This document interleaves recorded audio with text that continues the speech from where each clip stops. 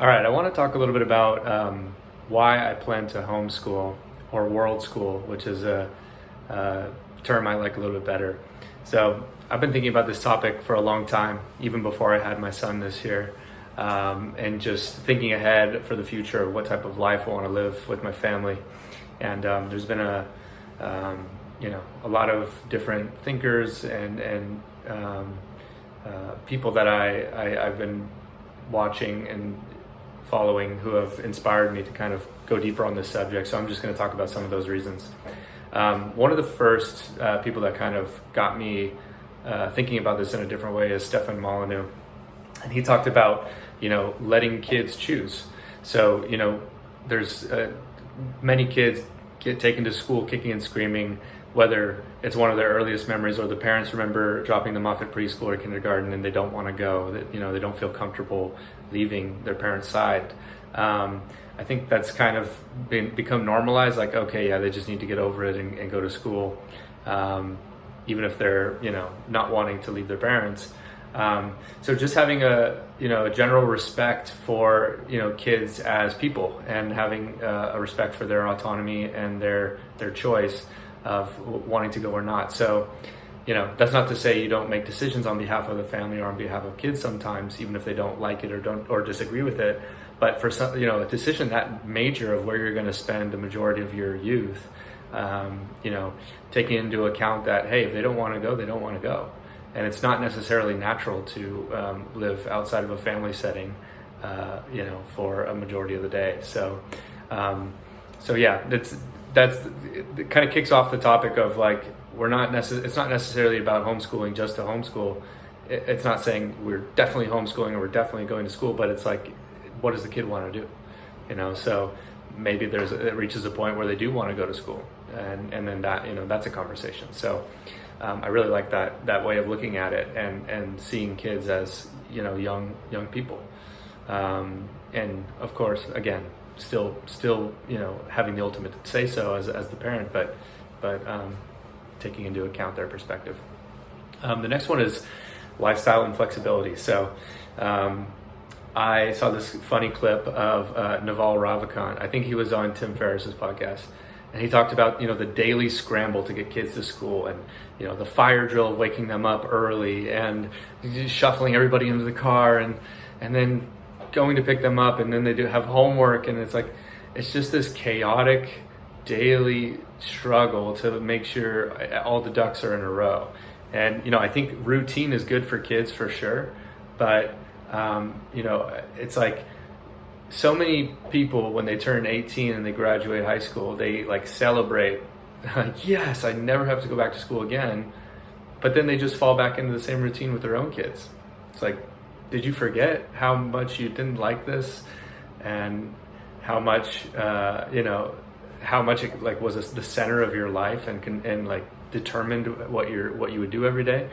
And that's not to say there's, I enjoyed a lot of my time in school. I'm not saying like it's all bad, but just like it kind of becomes, it seems like automatic that school is going to be part of the life, just because education is important, right? But that doesn't necessarily mean education has to happen in school.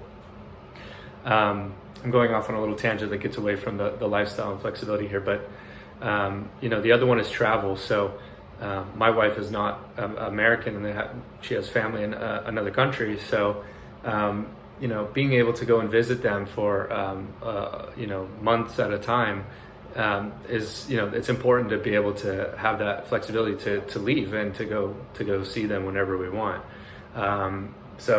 And then not even just visiting family, but if you want to go travel, anywhere. It's like, I'm surprised that people can get away for a vacation at all, given how tough it is to coordinate schedules between work and school and everything that's going on. In the United States, there's it's 1 or 2 weeks of vacation a year if you can swing it. And so, I mean, another family that I've been following on Instagram that I like is I think it's called Worldschool Family is the name of the page. Greg and Rachel Denning. They have 7 kids and they've traveled over 60 countries with all of them.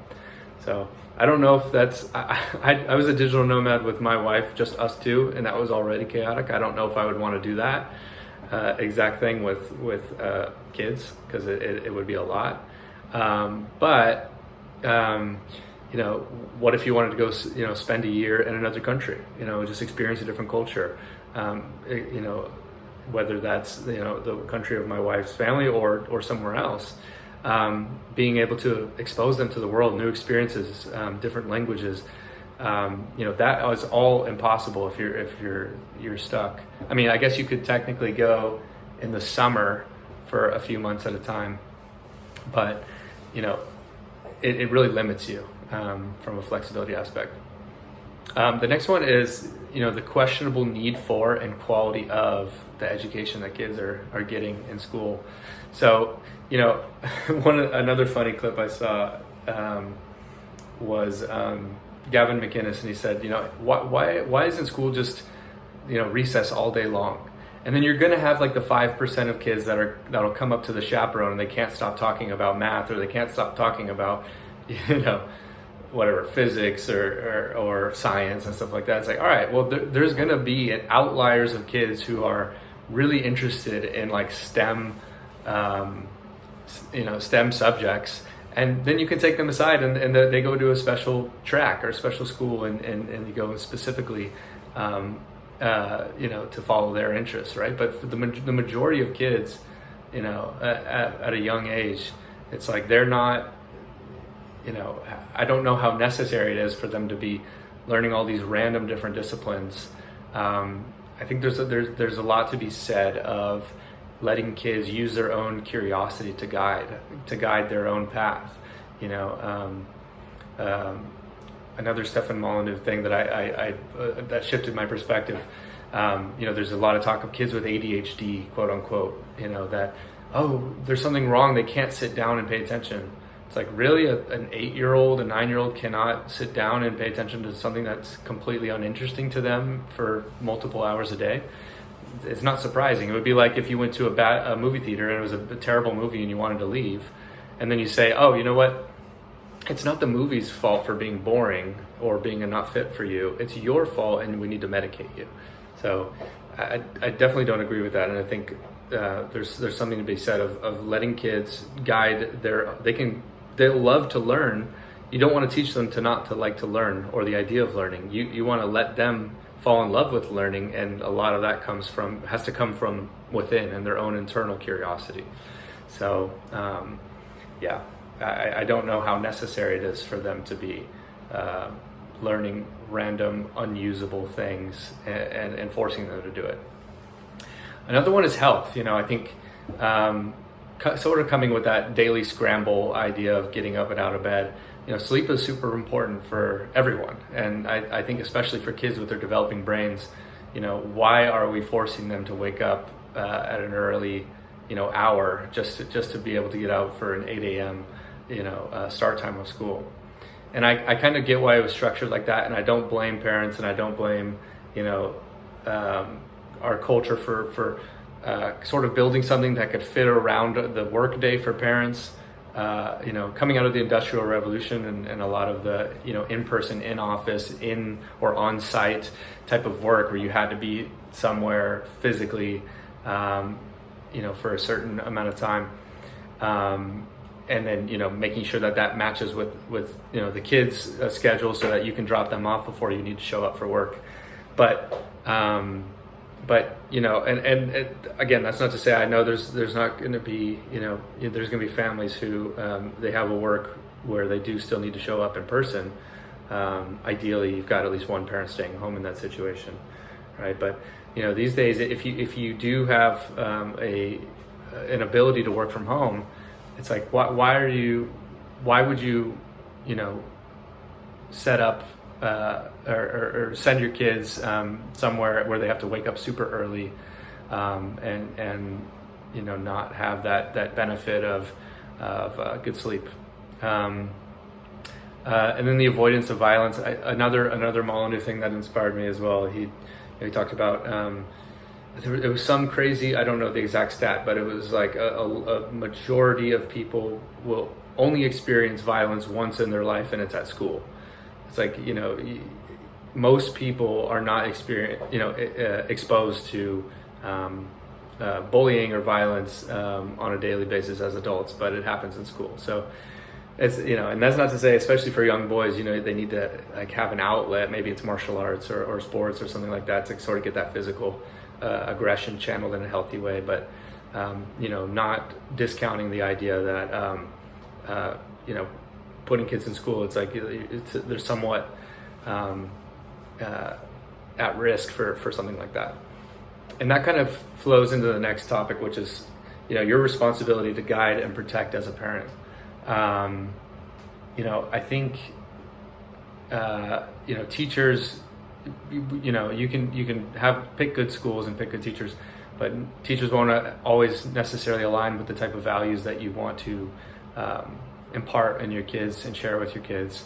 And at worst, they'll teach them damaging values, which is I really feel for the parents who had kids in school over the past 10-ish years or so with the wild trans stuff that's been going on, and all these different things that influence kids that they either are too young or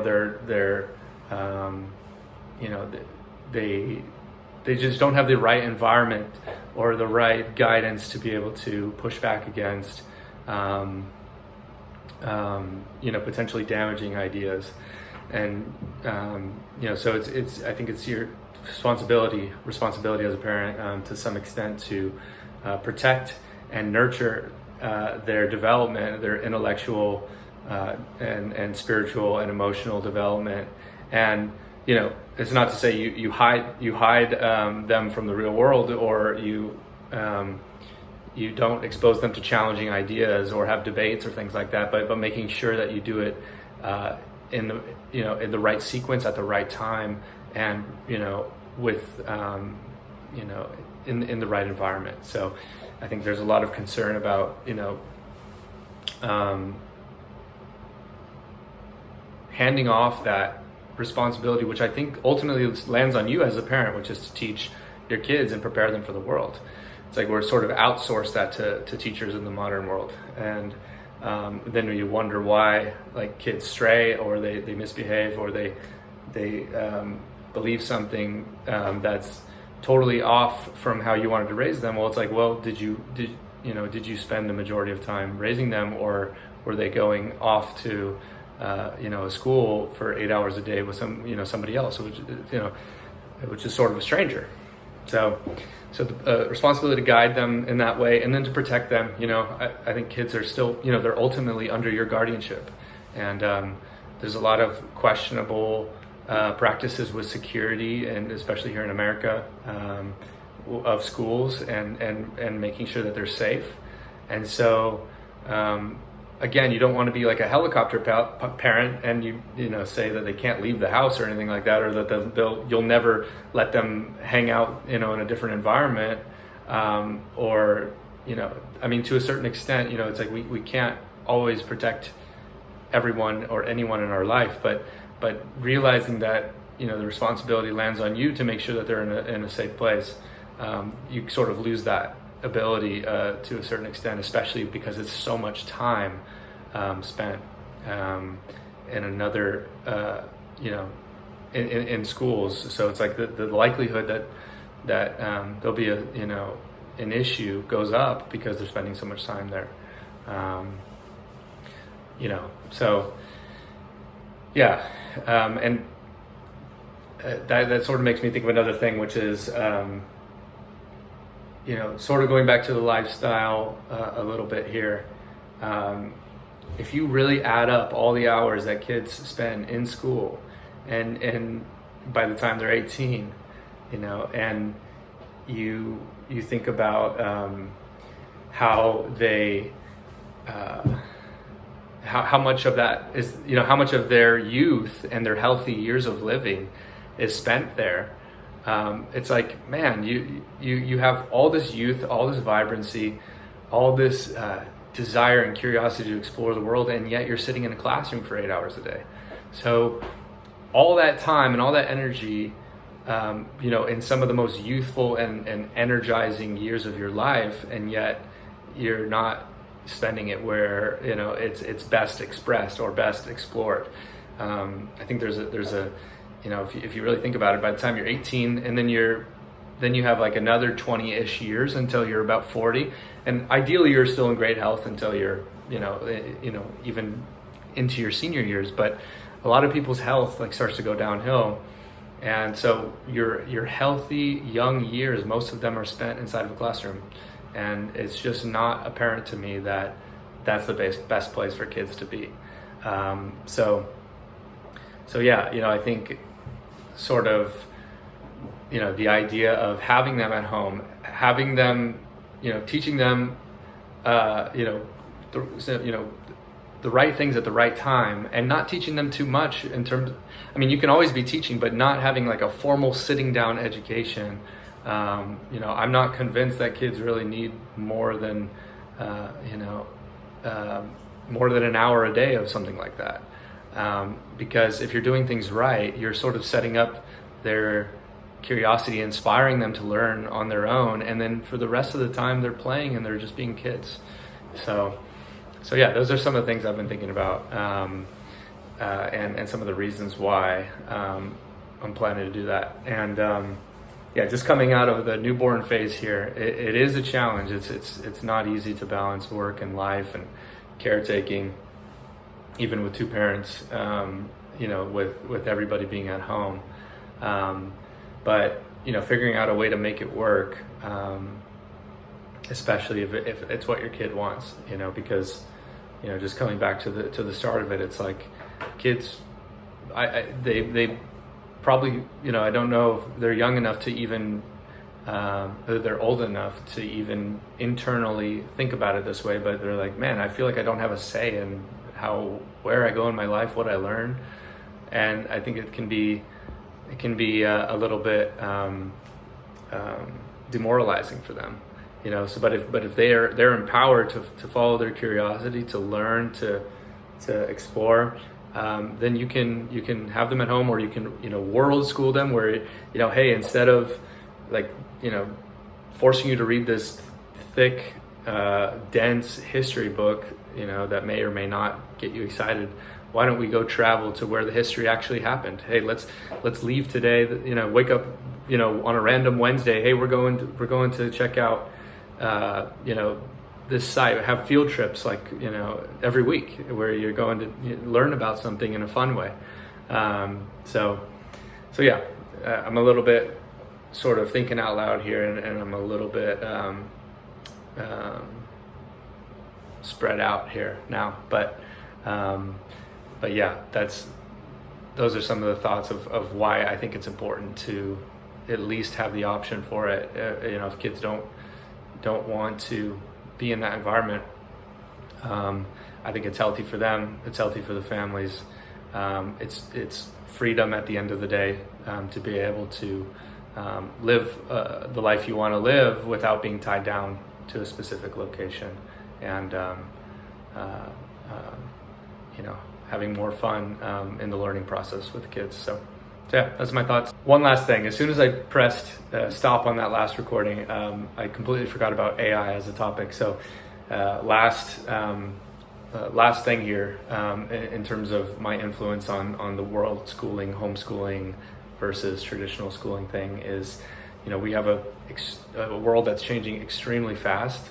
I think much faster than it has in the past.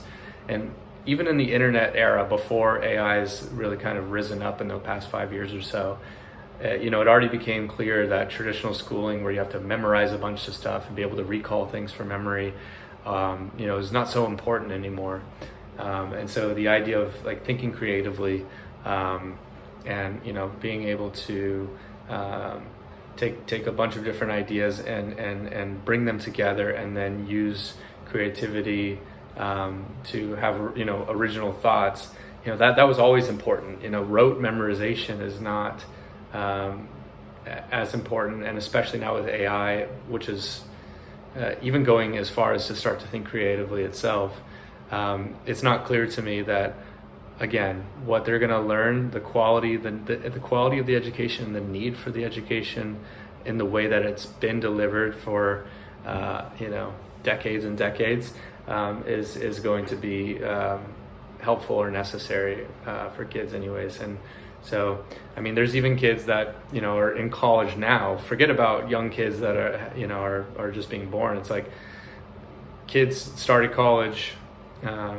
Or young adults, I should say, started college in 2021, and as they're graduating in 2025, they're like, damn, what I've studied, like AI is taking over that right now. So again, it just comes back to the right environment, setting up something where kids can follow their own curiosity, learn, play in a way that's fun for them. Versus forcing them to learn something that they'll probably A, never use, or B, it won't be relevant anymore because AI is handling it in the future. So that's another big topic, and I think it's important for parents to think in advance of it's impossible to predict exactly what the future is going to look like, but you can at least know that comparing what AI can probably do soon or is doing now, and how traditional schooling is not relevant anymore because of that, is going to be really important. So that's the last thought. If you have any things that pop up for you watching this, let me know. I'd love to hear your thoughts too. And thanks for listening.